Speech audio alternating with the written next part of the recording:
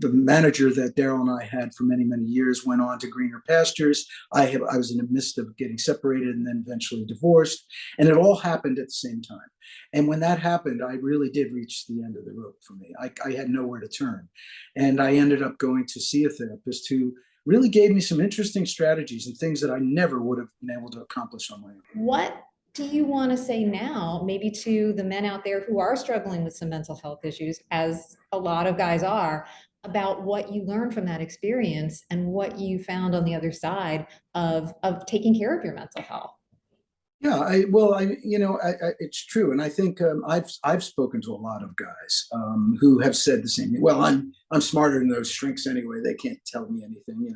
But it's really about I think getting to a point where your challenges and what's troubling you gets to the point where you really can't fix it yourself, and just to have an objective person who can hear you, empathize, and perhaps shed some light on some strategies perhaps that could help you understand a little bit more about yourself. I've employed a lot of these things, strategy, and I think I've been on the right path, and that path has really taken me somewhere where I never could have imagined going. I mean, it had to do with visualization, it had to do with dreams, it had to do with really, kind of accepting who I was at that moment and who I wanted to be, or where I wanted my future to take me, and what kind of man I wanted to be going forward.